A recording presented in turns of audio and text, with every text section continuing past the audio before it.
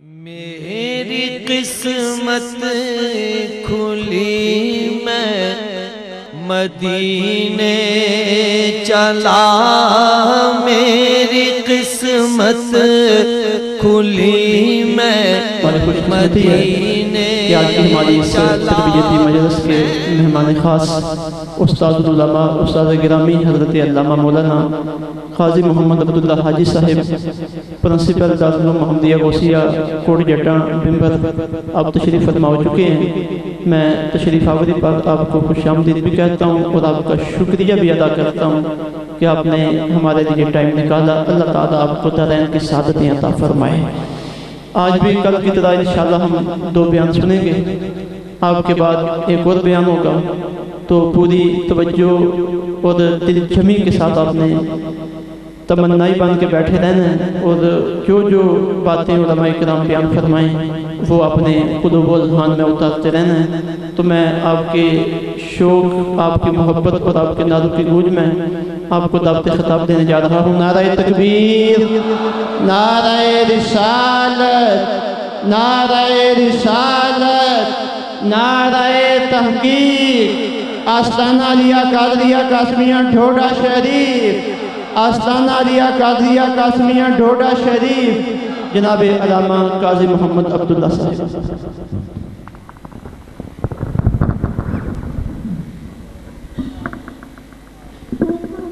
अस्सलामु अलैकुम वरहमतुल्लाहि वबरकातुहू। अल्हम्दुलिल्लाह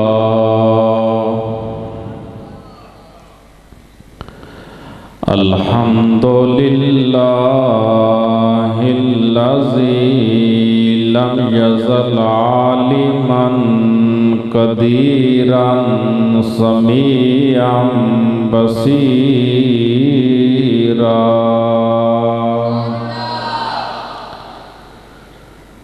वस्सलातु वस्सलामु अला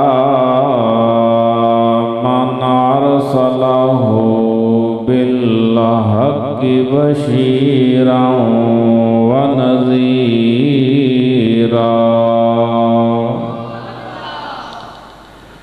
व अला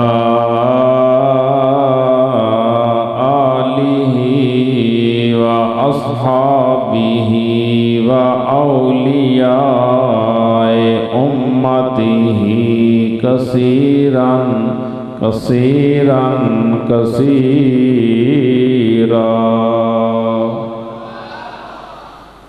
हुवल हबीबुल्लज़ी तुरजा शफ़ाअतुहु लिकुल्लि हौलिन मिनल अहवालि मुक़तहिमी। मुहम्मदुन सय्यदुल कौनैनि व सकलैन वल फरीक़ैनि मिन अरबिन व मिन अजमी।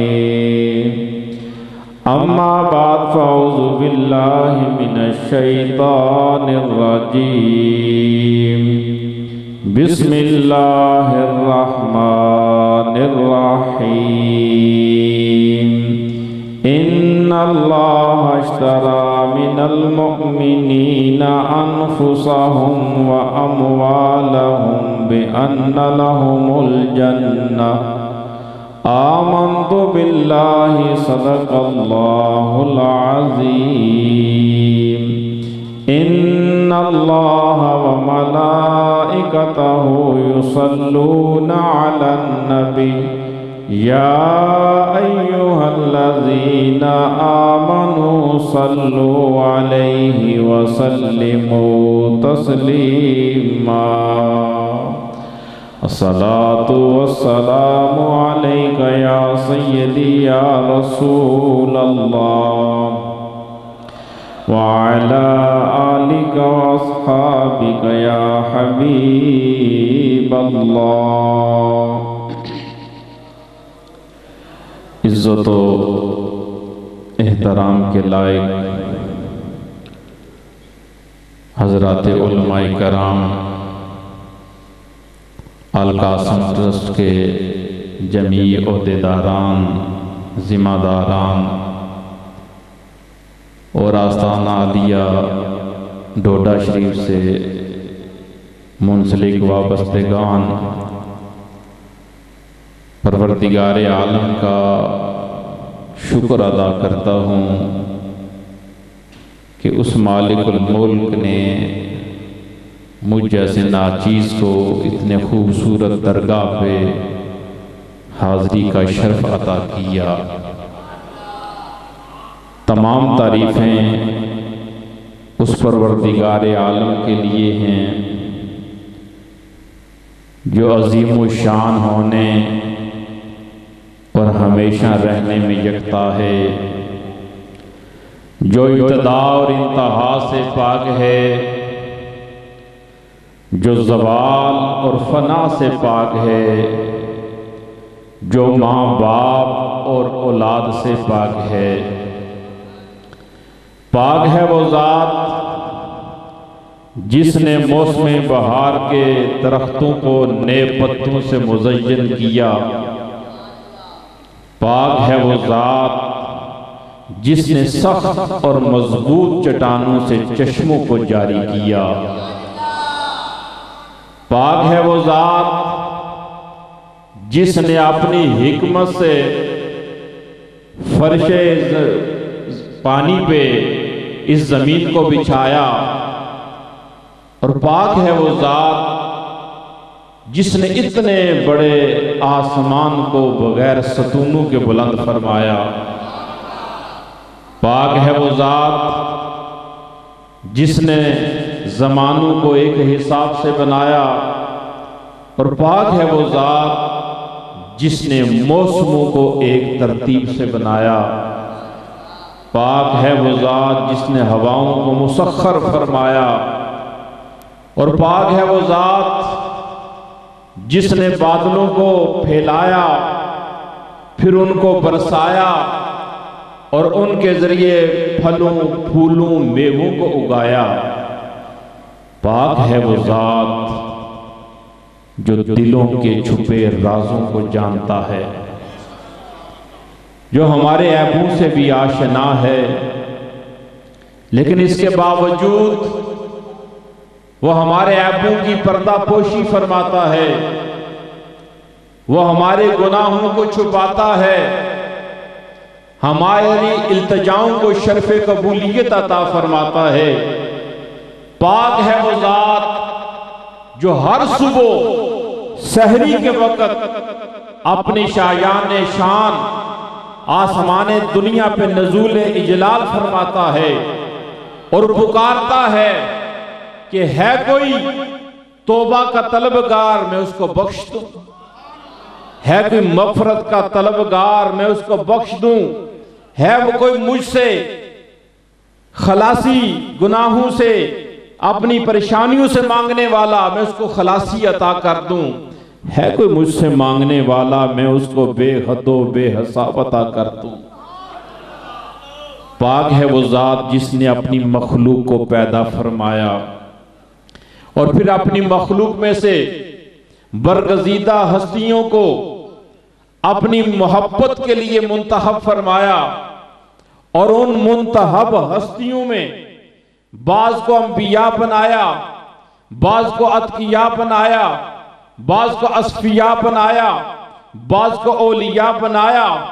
और बतौर खास अपनी बारगाह नाज के लिए, अपनी मोहब्बत खास के लिए जिस हस्ती का इंतहा फरमाया, वो अल्लाह के प्यारे महबूब तालिबो मतलूब दानाए कुल्लो गयूब साकिये बज़्मे कशां माल के चनीनो चना साए लामकां मुख्तारे ज़मीनो आसमां बेकसों के कस बेसहारों के सहारा बेचारों के चारा मक्के के शहरयार मदीने के ताजदार दो आलम के मुख्तार रसूलों के सरदार शफीउल मुज़निबीन अनीसुल गरीबीन राहतुल आशिकीन रहमतुल लिल आलमीन बदरुद्दुजा नूरुल हुदा खैरुल वरा शम्सुल हुदा दानाए कुल खत्मुर रसूल मौलाए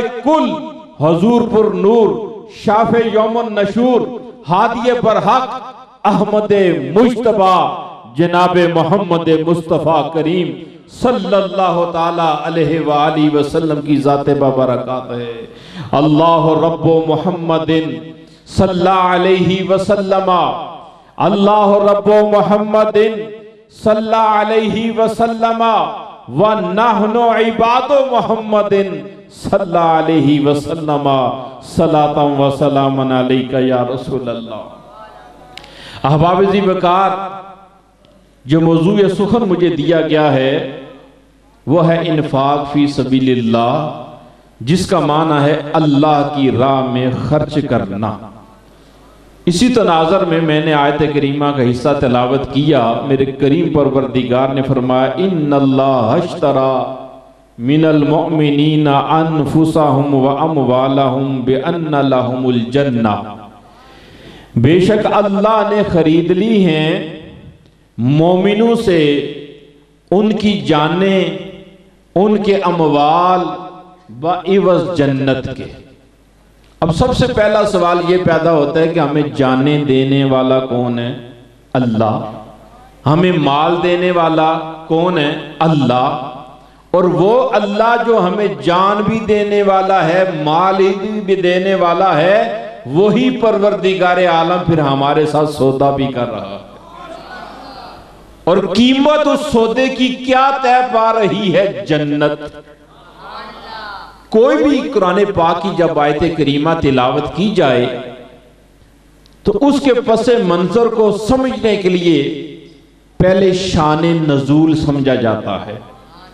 इस आयत करीमा का शान नजूल ये है कि ये आयत करीमा बेसत नबवी के 13वें साल बैत उकबा सानिया के मौका पे नाज़िल हुई।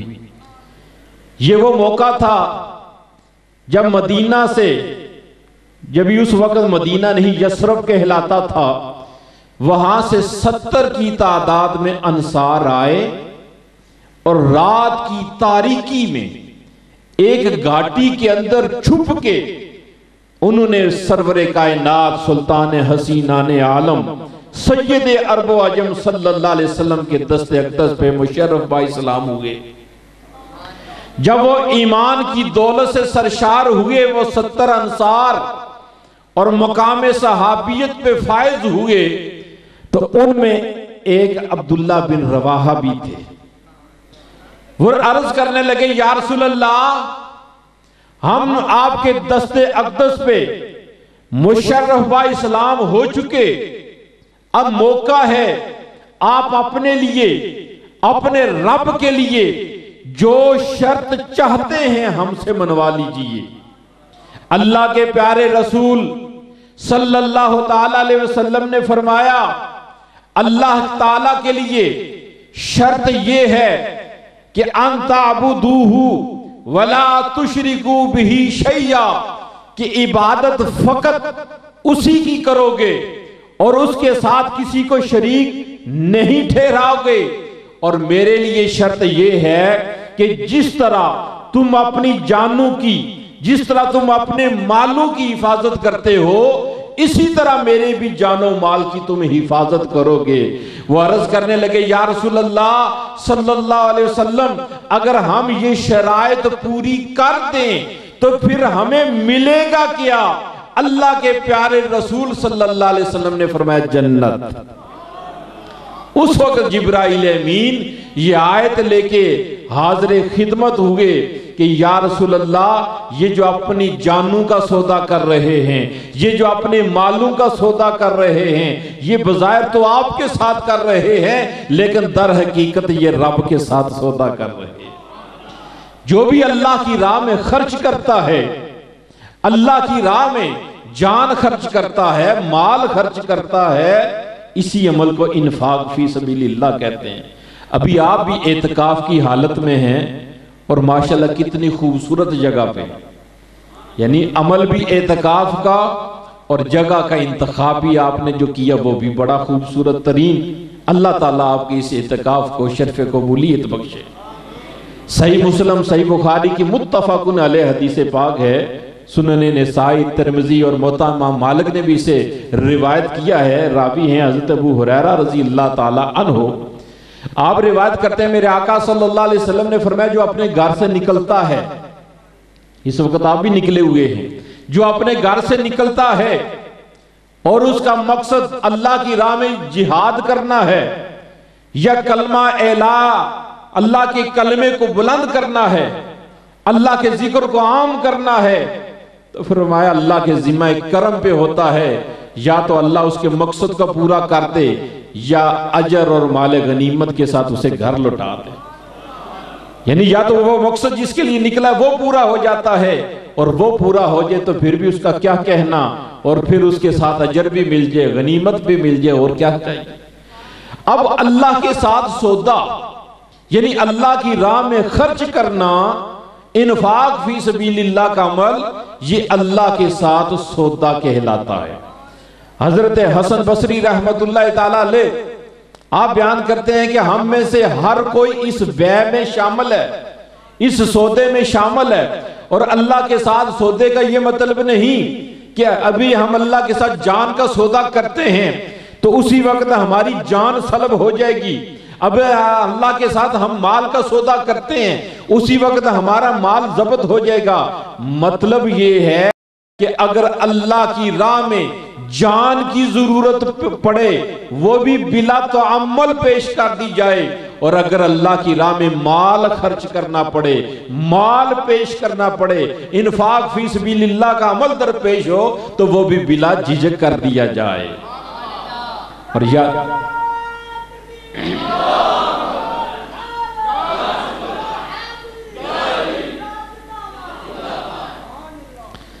अब जब भी सौदा होता है, कॉमन सेंस की बात है, हर कोई जानता है कि सौदे में 4 तकाजे होते हैं कि खरीदार कौन है, मुश्तरी, खरीदने वाला कौन है, मुश्तरी, और बेचने वाला कौन है यानी बाय, और किस चीज का सौदा हो रहा है और कीमत क्या तय पा रही है। ये 4 तकाजे जब सौदा होता है तो पेशे नजर होते हैं। अब कुरान पाक का ये एजाज है, कुरान पाक का ये असलूब है कि बड़े मुख्तसर से अल्फाज में बहुत कुछ बयान कर दिया जाता है। अब जो आयत का हिस्सा मैंने तिलावत किया, अल्लाह ताला ने इसमें 4 चीजें बयान फरमा दी। सबसे पहली चीज पैदा होती है, मुश्तरी कौन है, खरीदार कौन है। फरमाया इन्नल्लाह अश्तरा, खरीदने वाला अल्लाह है। बेचने वाले कौन हैं, मिनल मोमिनीन, बेचने वाले मोमिन हैं। और सौदा किस चीज का हो रहा है, अनफुसाहुम व अमवालाहुम, जानू और मालूम का। और इस सौदे की कीमत क्या तय पा रही है, बेअन्ना लहुमुल जन्नह, कीमत तय पा रही है जन्नत। कीमत क्या तय पा रही है, ये जन्नत का लफ्ज हम बोलते रहते हैं, जन्नत सिर्फ बाग का नाम नहीं, जन्नत खुदा की रजा का नाम है। जन्नत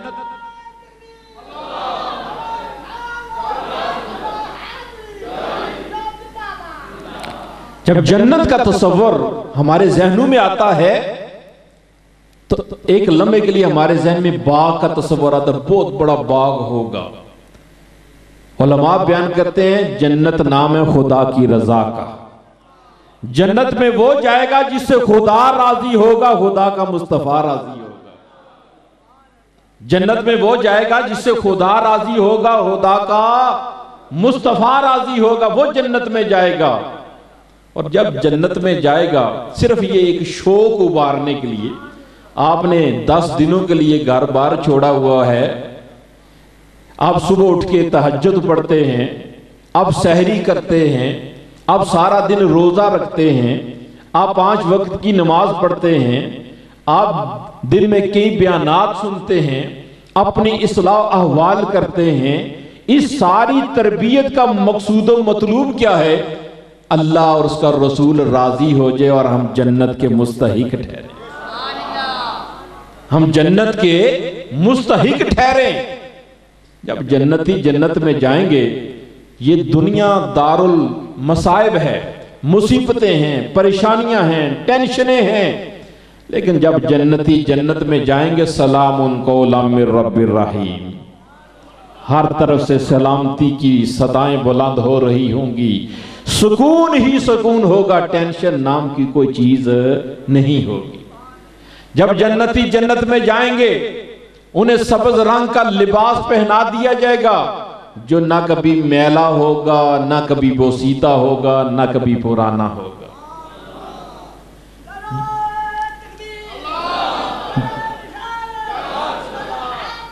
जन्नती जन्नत में जाएंगे, खाएंगे पिएंगे।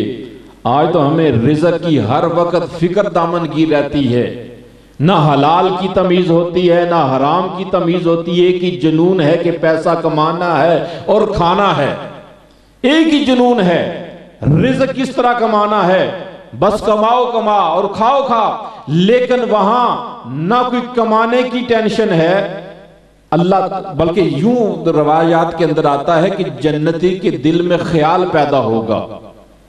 एक परिंदा उड़ता हुआ जाया रहा होगा, दिल करेगा इसको खा ना लूं, बुना हुआ सामने पड़ा होगा। उधर दिल में ख्याल पैदा होगा, उधर वो नेमत सामने मौजूद होगी। और जब जन्नती खाएंगे, ना उन्हें बड़ा पेशाब आएगा ना छोटा पेशाब आएगा। आप कहेंगे अल्लाह की नेमतें खाएंगे तो जाएगा किधर? रवायात के अंदर आता है खुशबूदार डकार आएगा और सब कुछ फिनिश हो जाएगा, यानी छोटे बड़े पेशाब की भी हाजत नहीं होगी। बेशुमार जन्नतियों की खुसूसियात हैं। बहरहाल वो एक अलग टॉपिक है। तो फरमाया जो अल्लाह के साथ सौदा करता है, अल्लाह की राह में खर्च करता है, अल्लाह ताला उसे फिर कीमत क्या अता फरमाता है? जन्नत। और ये ऐसी कीमत है जो खुदा के सिवा कोई और अता कर सकता नहीं। तो मैंने सबसे पहले बात का आगाज इस बात से किया कि हमें जाने देने वाला कौन है? अल्लाह। माल देने वाला कौन है? अल्लाह। अगर हमारी जानो माल यूं ही ले ले, हमें कोई सिला ना दे, कोई जन्नत ना दे, तो फिर किसी को क्या पर मारने की मजाल है। लेकिन ये उसकी अता के बहाने हैं, ये उसकी जूदो सहा है, ये उसकी कर्म नवाजी है, ये उसकी बंदा परवरी है कि जान भी उसी की दी हुई है, माल भी उसी का दिया हुआ है। और फिर जब हम उसकी राह में खर्च करते हैं तो अल्लाह फरमाता है ये तुम मेरे साथ सौदा करते हो और इसकी कीमत मैं तुम्हें जन्नत की सूरत में अता करूंगा।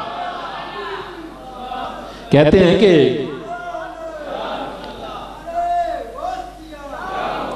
एक ताजर था, बड़ा सखी, बड़ा लजपाल, खुदा का दिया उसका पास बड़ा का।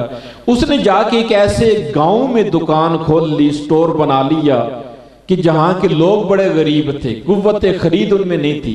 कई दिन बैठा रहा, कोई खरीदार ना आया।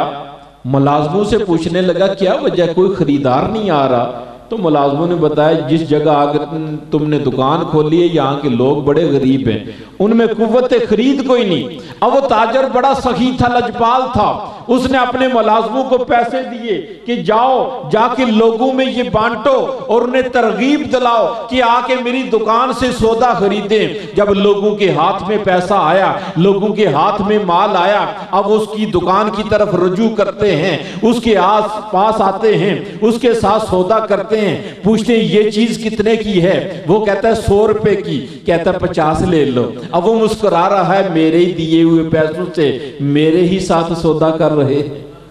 तो दिया हुआ सब अल्लाह ताला का है और फिर भी वो रब हमारे साथ सौदा कर रहा है। मौलाना रूम अलैहि रहमा ने बड़ी खूबसूरत हिकायत लिखी। आप कहते हैं 2 मियां बीवी थे, बड़े गरीब थे, लोगों के घरों में वो पानी भर भर के अपना गुजारा करने की कोशिश करते थे, लेकिन गुजारा फिर भी नहीं होता था। एक रात वो आपस में बैठे गुफ्तगू कर रहे हैं कि बड़ी मेहनत करते हैं, लोगों के घरों में पानी ढो ढो के थक जाते हैं, लेकिन गुजारा नहीं होता। वो औरत कहने लगी, बीवी कहने लगी अपने शौहर से, ऐसा करो बगदाद जाओ, जो बगदाद का बादशाह है, सुना है बड़ा सखी है, बड़ा लजपाल है, उससे जाके भीख मांगो, वो तुम्हारी कोई मदद कर देगा। वो शख्स जो है उसका हामद बड़ा खुददार था, कहने लगा ये बात मेरी खुददारी के खिलाफ है कि मैं जाके भीख मांगूं। तो उसने कहा फिर ऐसे करो, ये पानी का घड़ा भर के ले जाओ, जाके उसको तोहफा दो। तुम अपनी हैसियत के मुताबिक तोहफा दोगे, वो अपनी शान के मुताबिक तुम्हें अता कर देगा। उसने कहा ये बात ठीक है, ताकि मैं भीख से भी बच जाऊंगा और मेरी मदद भी हो जाएगी। जब वो घड़ा पानी का उठा के सर पे चल पड़ता है, जिस काफले के अंदर वो जा रहा है उस काफले में बादशाह के जासूस भी थे, और उन्होंने बादशाह को पहले ही खबर कर दी कि तुम्हारे शहर की तरफ एक काफिला आ रहा है, उसमें एक गरीब शख्स ऐसा भी है जो पानी का घड़ा भर के तुम्हें तोहफा देने आ रहा है। तो मैंने पहले अर्ज किया वो बादशाह बड़ा सही लजपाल था, उसने आमले शहर को हुक्म दे दिया जब वो शख्स आए तो उसकी इज्जत और तकरीम करनी है। उसने दरबार के अहलकारों को भी कहा कि जब वो आए तो उसे इज्जत और एहतराम से मेरे दरबार में पेश करना है। जब वो आया उसे इतनी इज्जत मिली, उसे बड़े प्रोटोकॉल के साथ बादशाह के दरबार में पेश किया गया। तो उसने अपना पानी से भरा हुआ घड़ा बादशाह को तोहफातन पेश किया। तो बादशाह ने पूछा अब तुम्हें क्या दूं? उसने कहा जो मर्जी दे दो। बादशाह ने उसे बेशुमार इनामात से नवाज दी, सवारियां भी दे दी, पैसे भी दे दिए, मालो दौलत से भी नवाज दिया, और कहा कि इसे जो है वो मेरे शाही मेहमान खाने में ठहराओ और चंद दिन बाद इसे रुखसत कर देना। बड़ा हैरान हुआ कि मैंने एक पानी से भरा हुआ घड़ा बादशाह को पेश किया है और बादशाह ने मुझे उसके सिले में उसकी कीमत के तौर पे इतना कुछ दे दिया। दरबारियों से कहने लगा कि बगदाद में पानी का कैद तो नहीं? पूछा वो क्यों? कहने लगे बादशाह ने इतना महंगा घड़ा ले लिया। तो बादशाह ने जब ये बात सुनी तो मुस्कुराने लगा, कहने लगा इसे शाही मेहमान खाने में ठहराओ, जब ये वापस जाए तो दरिया दजला के किनारे से गुजारना, ताकि इसे पता चले कि कहत है या नहीं। अब वो चंद दिन तक जब शाही महल में रहा, मेहमान खाने में रहा, वो यही समझता रहा कि शायद शहर में पानी का कहत है जिसकी वजह से बादशाह ने इतना महंगा घड़ा खरीदा है। लेकिन जब उसे सिपाही अलविदा करने के लिए निकले और उसे दरियाए दजला के किनारे से रुखसत किया, उसने वो बहता हुआ दरिया देखा, उसने वो ठाठे मारता हुआ पानी देखा। पूछा सिपाहियों ये दरिया किसका है? कहने लगे बादशाह का है। उसकी आंखों में आंसू आ गए, कहने लगा बादशाह तेरी लजपाली पे कुर्बान जाऊं, तेरे दरिया बह रहे हैं और तूने मेरा इतना महंगा घड़ा खरीद लिया।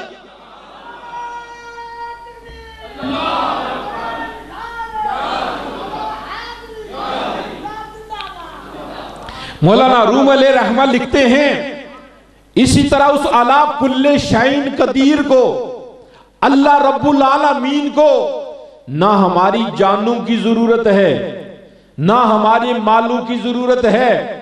हम ज़कात अदा ना भी करें उसको कोई फर्क नहीं पड़ता, हम उसकी राह में एक पाई भी खर्च ना करें उसे कोई फर्क नहीं पड़ता, बल्कि वो तो देने वाला है, सारी दुनिया को देता जा रहा है, नवाजता चला जा रहा है, और इतना नवाजने के बावजूद उसके खजानों में एक जर्रा कमी जो है वो वाकया नहीं होती। तो इसके बावजूद फिर अगर वह हमारे साथ सौदा कर रहा है तो ये उसकी शान करीमी है।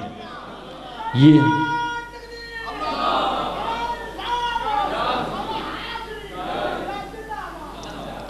तो मैंने अर्ज किया हज़रत हसन बसरी रहमतुल्लाह अलैह लिखते हैं हर शख्स ने सौदा किया हुआ है, सिर्फ ये देखने की जरूरत है कि किसके साथ सौदा किया हुआ है, शैतान के साथ किया हुआ है या खुदा रहमान के साथ किया हुआ है। ये हर किसी ने सौदा किया। इसका क्या मतलब? इसका मतलब ये है हम में से हर कोई किसी ना किसी मकसद के तहत जिंदगी बसर कर रहा है। अल कासम ट्रस्ट वाले हैं, इनका एक मकसद है, दीन का मिशन है, दीन की तरवीज है, दीन की तालीम है। इस इदारे इस दरगाह के साथ वाबस्तगान को साथ लेके वो दीन की खिदमत का फरीजा सर अंजाम दे रहे हैं। और हर शख्स ने अपना कोई ना कोई मकसद हयात बनाया हुआ है। किसी का मकसद सियासत है, किसी का मकसद अपना कारोबार को जो है वो बढ़ाना है, कोई अपने खानदान में कबीले में अपनी नाक ऊंची करना चाहता है, कोई माल और दौलत इकट्ठा करना चाहता है, कोई अदाकार बनना चाहता है, कोई इंजीनियर बनना चाहता है, कोई डॉक्टर बनना चाहता है, कोई किसी आला ओहदे पे फायज होना चाहता है, कोई मिनिस्टर बनना चाहता है। तो फरमाया जो भी जिस मकसद के लिए जिंदगी बसर कर रहा है वो मकसद ही इस बात का तयन करता है कि इसने खुदा के साथ, रहमान के साथ सौदा किया हुआ है या शैतान के साथ सौदा किया हुआ है। अगर तो जिंदगी अल्लाह की रजा के मुताबिक, अगर तो जिंदगी अल्लाह की मंशा के मुताबिक बसर हो रही है तो फिर ये खुदा रहमान के साथ सौदा है। और अगर जिंदगी अल्लाह की मंशा के खिलाफ है, अल्लाह की रजा के खिलाफ है, तो फिर ये शैतान के साथ सौदा है। और जब अल्लाह के साथ सौदा हो जाए तो फिर मेरा वो करीम लजपाल रब है, फिर बंदा एक नेकी करता है वो कम से कम 10 अता फरमाता है।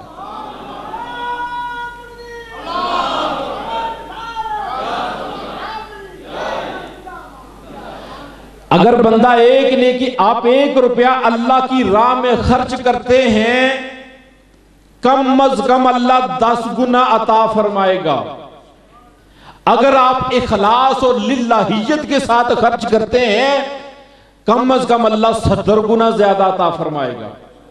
और अगर जो इखलास और ज्यादा बढ़ जाता है तो फिर 700 गुना अता फरमाता है। जैसे जैसे इखलास बढ़ता चला जाता है अल्लाह की अता भी बढ़ती चली जाती है। और फिर मेरा रब फरमाता है वल्लाहु युदाइफु लिमन यशा, अल्लाह 700 को भी जितना चाहता कि गुना कर देता, जितना इखलास होता है। एक अल्लाह वाले थे, रात को इबादत करते रहे, अल्लाह का जिक्र फिक्र करते रहे। अभी मुझे पता आजकल जागते रहते हैं रात को। तो जब सहरी का वक्त करीब आया उनकी आंख लग गई, नमाज फजर के लिए वो बेदार ना हो सके। जब नमाज वक्त का टाइम, वक्त तंग हुआ, दरवाजे पे दस्तक हुई, अल्लाह वाले बेदार हुए, जाके दरवाजा खोला तो सामने देखा शैतान लाइन खड़ा था। अल्लाह वाले ने पूछा भी तुम मेरे दरवाजे पे किधर? कहने लगा, वो शैतान कहने लगा कि आपकी नमाज फजर जा रही थी, मैंने सोचा आपको बेदार कर दूं ताकि आपकी नमाज फजर कज़ा ना हो जाए। आपने कहा ला हौला वला कुव्वता, तू शैतान है और शैतान का काम गाफिल करना है और तू मुझे नमाज के लिए बेदार करने के लिए आया। कहने लगा मैंने सोचा सारी उम्र गुनाह किए, क्यों ना आज नेकी कर लो। वो अल्लाह वाले भी अल्लाह वाले थे। इत्तकू मिन फरासतिल मुमिन, आप औलिया अल्लाह की दरगाह पे बैठे हैं, अल्लाह के वलियों के जो है वो सोहबत में बैठे हैं, उनके पहलू में बैठे हुए हैं। फरमाया मोमन की फरासत से डरो, इन्नहु यंज़ुरु बिनूरिल्लाह ताला, क्योंकि जब वो देखता है तो अल्लाह के नूर के साथ देखता है। हमारी नजर जाहिर तक होती है, अल्लाह का जब वली देखता है तो नजर आर पार हो जाया करती है। वो अल्लाह वाले कहने लगे ऐसा नहीं हो सकता, तू शैतान है और तेरे हर काम में कोई ना कोई चाल होती है, बता तेरी चाल क्या है? तेरी इस बात में भी कोई चाल है, बता चाल क्या है? कहने लगा अगर मजबूर करते हैं तो फिर सुने। आपको याद होगा थोड़ा अरसा पहले भी इसी तरह आप रात को इबादत करते रहे, जब फजर का वक्त करीब हुआ था आपकी आंख लग गई थी और जब आंख खुली तो सूरज तुलू हो चुका था। आपकी नमाज फजर कज़ा हुई, आपने नमाज फजर कज़ा पढ़ ली थी, लेकिन अल्लाह के खौफ की वजह से आप इतने रोए थे, आपने अल्लाह की रहमत को इतना मतवज्जे कर लिया था कि नमाज आपकी एक रह गई थी, लेकिन उन आंसू की बरकत से अल्लाह ने आपको 70 नमाजों का सवाब अता किया था।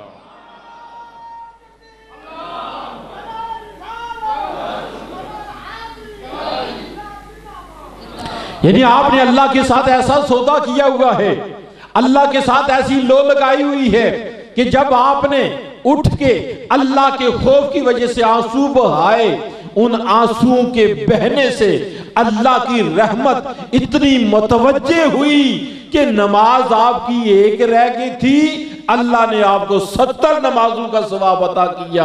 आज इसलिए जगाने आया हूं, उठिए और एक ही नमाज का सवाब लीजिए, क्योंकि आप अल्लाह वाले हैं। आपने फिर उठ के रो रो के अल्लाह से माफी मांगने शुरू कर देनी है, अल्लाह की रहमत को इतना मुतवज्जे कर लेना है।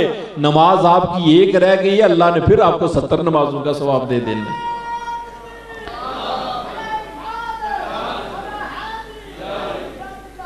तो इस बात को समझने की जरूरत है कि हमने किसके साथ सौदा किया हुआ है, खुदा रहमान के साथ या शैतान के साथ। और दूसरी बात ये पेश नजर रहे कि जब सौदा हो जाए, आपके पास एक प्लाट था, आपने बेच दिया, अब खरीदार की मर्जी है उस पर मकान बनाए या दुकान बनाए या फसल बीजे या जो मर्जी करे या कुछ भी ना करे।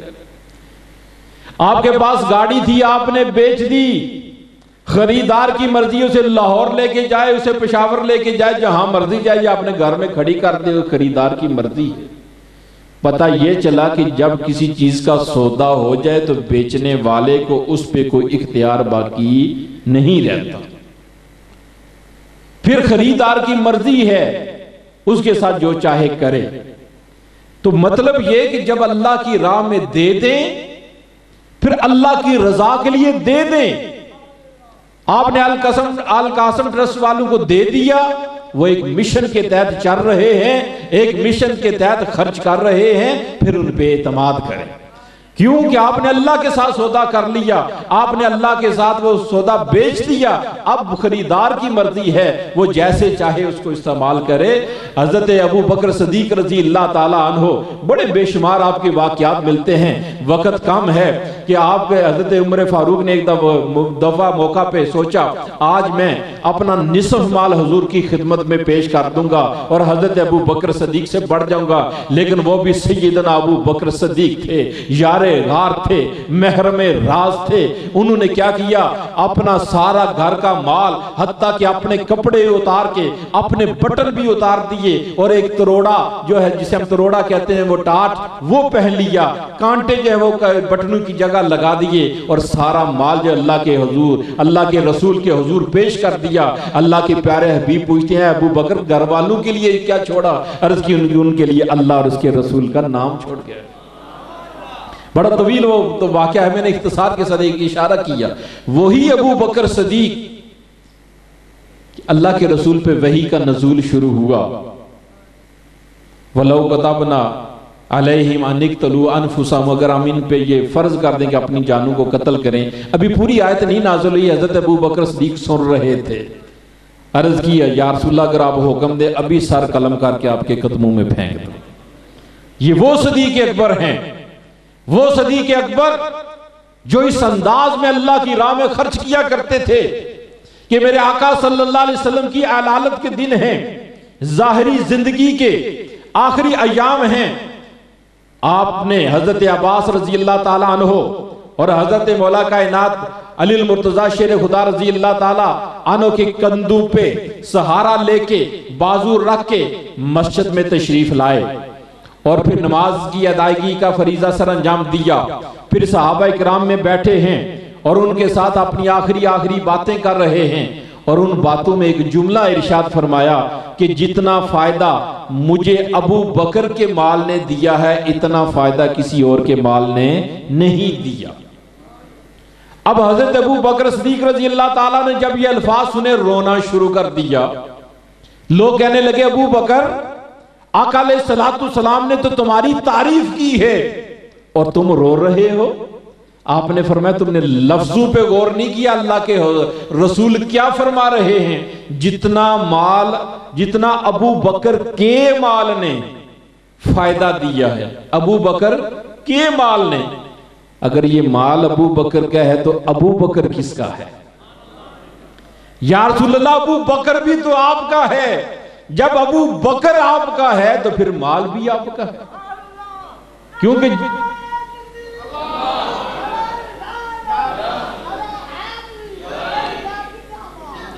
जो अल्लाह के साथ सौदा कर लेते हैं फिर मेरे तेरे के चक्कर से निकल जाते हैं। अल्लाह के वलियों के पहलू में बैठे हुए हैं ख्वाजा मोइनुद्दीन चिश्ती अजमेरी अलैहि रहमा, आप मुरीद हैं ख्वाजा उस्मान हारूनी अलैहि रहमा के। दोनों पीर और मुरीद, मुरीद और मुराद, नाज और न्याज, सर्दियों की ठिठुरती रात हैं, अपने आस्थाने पे अपनी दरगाह पे हजरत ख्वाजा उस्मान हारूनी बैठे हैं, पास ख्वाजा मोइनुद्दीन चिश्ती अजमेरी भी बैठे हैं, सामने मट्टी की बनी हुई अंगीठी पड़ी है, उसमें अंगारे हैं, वो ताप रहे हैं, वो सेक रहे हैं। थोड़ी देर गुजरी, ख्वाजा उस्मान हारूनी ने फरमाया मोइनुद्दीन अंगीठी ला हुजरे में चलते हैं। जब उन्होंने वो अंगीठी उठाई, नीचे से वो दरार पड़ी हुई थी, लीकेज थी। जब उठाई तो 2-3 अंगारे उनके सर पे गिर गए, लेकिन उन्होंने परवाह ना की, उन्होंने अंगारों के ऊपर ही वो अंगीठी भी रख ली। अब जब चंद कदम चले, उन अंगारों की वजह से ख्वाजा मोइनुद्दीन चिश्ती अजमेरी अलैहि रहमा के वो बाल सड़े। जब जिल्द सड़ने लगी तो आप जानते हैं जब जिल्द जलती है तो बू पैदा होती है, स्मेल पैदा होती है। जब उसकी स्मेल पैदा हुई तो ख्वाजा उस्मान हारूनी ने पीछे मुड़ के देखा तो फरमाया मोइनुद्दीन अंगीठी सर से नीचे उतारो, तुम्हारा सर जल रहा है। अर्ज़ की हुजूर फिर फरमाए, क्या फरमाया? फरमाया तुम्हारा सर जल रहा है। ख्वाजा मोइनुद्दीन चिश्ती अजमेरी अलैहि रहमा की आंखों में आंसू आ जाते हैं। अर्ज़ की हुजूर जब से आपकी बैत की है मैंने ये नियत की हुई है, ये मोइन भी आपका है, ये सर भी आपका है।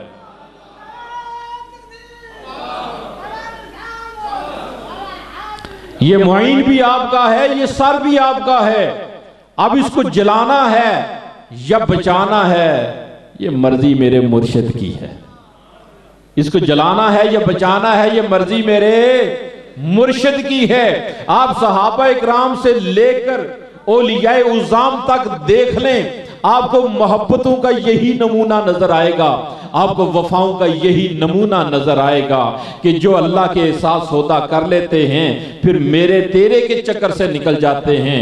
रोही दे कंडे बेरियां वे मैं तेरियां, वे मैं तेरियां, आका माफ करी गल्ला मेरियां वे मैं तेरियां, आका माफ करी गल्ला मेरियां वे मैं तेरियां। जे तू मिल पवे ता मैं लख दियां, जे तू ना मिले ता मैं कख दियां। जे तू मिल पवे ता मैं लख दियां, जे तू ना मिले ता मैं कख दियां। दिल विचो डीका रख दियां, कदी लै नमानी दी सार में। नमाना पंजाबी में किसको कहते हैं? आजिज, मिस्कीन। जो आपने आप को आजिजी और मिस्कीनी के इस दर्जे पे रखता है फिर मेरा रब उसको नवाजता है। फिर वो पानी निकालने के लिए कुएं में डोल जो है वो डालता है और निकल आते हैं यूसुफ, हसीन पैगंबर। अब डोल डाल, सूरह यूसुफ में है ना कि उन्होंने गुलाम ने डोल डाला, जब बाहर निकाला तो अंदर क्या थे? हजरत यूसुफ अलैहिस्सलाम। अब पानी निकालने वाले की जो तसव्वुर, जो निगाह थी वो पानी तक थी। अल्लाह ने उसे क्या अता कर दिया? हसीन पैगंबर अता कर दिया। तो बस औकात जब हम अल्लाह के साथ सौदा करते हैं हमें नहीं पता होता अल्लाह में फिर आगे क्या नवाजेगा, लेकिन अल्लाह इस तरह नवाज देता है कि बंदे के वहमो गुमान भी नहीं होता। और दूसरी आखिरी बात मैं अर्ज करूंगा, वक्त करीब लग रहा है, कि जब भी दे अल्लाह की रजा के लिए दे, अल्लाह को राजी करने के लिए। मेरा रब राजी हो गया तो सब कुछ बीच में आ गया। हजरत उमर बिन अब्दुल अजीज, आपकी बारगाह में एक औरत आई, वो बेवा थी, उसकी चंद बच्चियां थी, इस गर्ज से आई कि आपकी बारगाह में जाके इल्तिजा करती हूं मेरी को मदद की जाए, मेरी कोई जो है वो इमदाद की जाए। लेकिन जब आपके दरबार में पहुंची उसने एक मंजर देखा कि हजरत उमर बिन अब्दुल अजीज एक पैसे के लिए अपने वजीर खजाना से, अपने खजानची से झगड़ रहे हैं। उसने दिल में सोचा जो शख्स एक पैसे के लिए इतना झगड़ा कर रहा है वो मेरी क्या मदद करेगा। लेकिन किसी ने बताया ये बड़े सखी और लजपाल हैं, ये सिर्फ ये जो शाही माल है उसके मामले में ये बड़े मोहतात हैं कि मैंने एक एक पैसे का हिसाब अपने रब को देना है, वरना ये सहावत बड़ी करते हैं। कहने लगे लगते तो बड़े कंजूस हैं, लेकिन चलो मांग के देख लेती हूँ। उसने अपना मुद्दा बयान किया, हुजूर मेरी इतनी बच्चियां हैं, मेरा कोई जरिया आमदन नहीं, इसलिए हाजिर में मेरी को मदद की जाए। आपने फरमाया तुम्हारी हर बच्ची के लिए सालाना 1000 दिरहम मुकर्रर करता हूं। उस औरत ने कहा सुबहान अल्लाह। मुकर्रर जब तकरीर करते हैं तो एक एक बात पे कहते हैं कहो सुबहान अल्लाह। तो मैंने एक दफा भी आपको नहीं कहा था, लेकिन ये वाकई में लफ्ज़ सुबहान अल्लाह आ रहे तो इसलिए आप भी कहते हैं। क्या कहा? जोर से कह दें।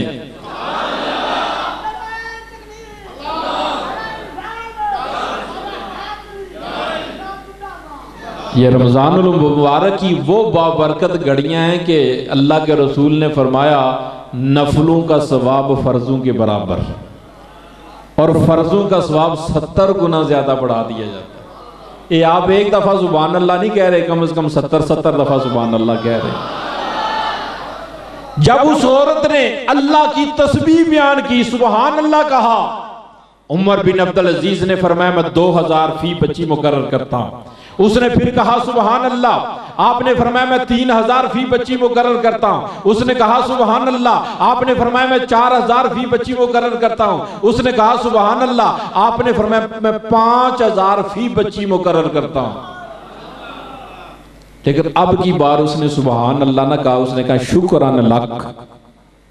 क्या कहा? शुक्रान लक, ए उमर बिन अब्दुल अजीज आपका शुक्रिया।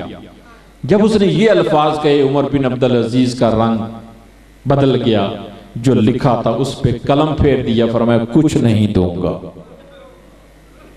बड़ी हैरान है हुजूर, अभी तो आप हजारों लुटा रहे थे और आप फरमा रहे कुछ नहीं दूंगा। फरमाया जब मैंने कहा ना 1000 दूंगा तो तूने मेरे रब की तस्बीह बयान की, तूने कहा सुभान अल्लाह। जब मेरे रब का नाम लिया मैंने रब के नाम पे 1000 और बढ़ा दिया। तुमने फिर कहा सुभान अल्लाह, मैंने अपने रब के नाम पे 1000 और बढ़ा दिया। तुमने फिर कहा सुभान अल्लाह, मैंने 1000 और बढ़ा दिया। लेकिन अब की बार तुमने अल्लाह की तस्बीह नहीं की, तुमने मेरा शुक्रिया अदा किया।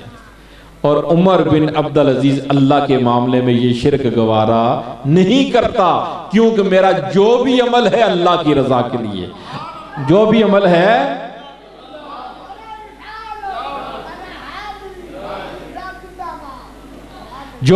अल्लाह की रजा के लिए।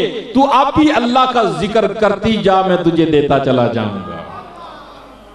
मौलाना रूम अलैहि रहमत लिखते हैं कि जिंदगी के जितने असबाब हैं, जेब से जब पैसे निकालने हैं तो अजब सी कैफियत, दिल नहीं करता निकालने को। अल्लाह की राह में जब खर्च करना हो ना, गाड़ी में कोई फकीर आए तो 5 रुपए का ठिप्पा भी उसको देना तो एक दफा सोच के बंदा देता है। लेकिन इसकी वजह क्या है? ये माल की मोहब्बत हमारे दिलों के अंदर रच बस गई है।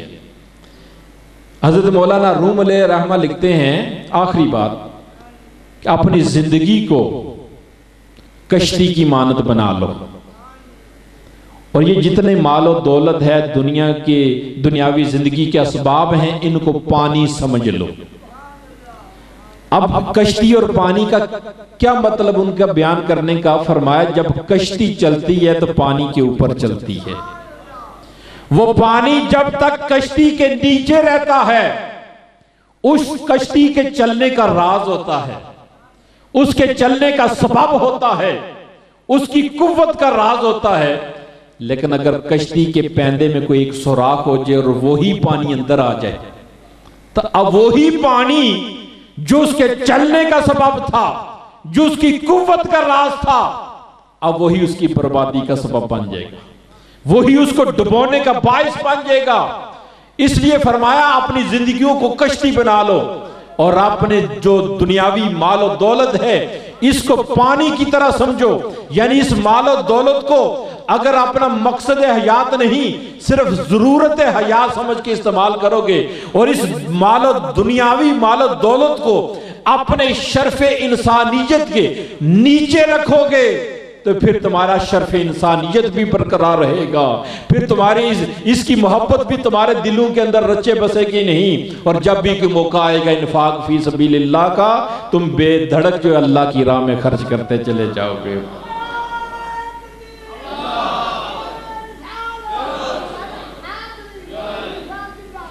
इन्नल्लाह अश्तरा मिनल मुअमिनीना अनफुसहुम व अमवालहुम बिअन्ना लहुमुल जन्ना, बेशक अल्लाह ने ख़रीद ली हैं मोमिनों से उनकी जानें, उनके अमवाल बाइवज़ जन्नत के।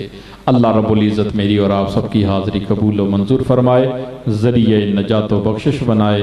व आखिरु दावाना अनिल हम्दुलिल्लाहि रब्बिल आलमीन। किस्मत खुली मैं मदीने चला, मेरी किस्मत खुली मैं मदीने चला।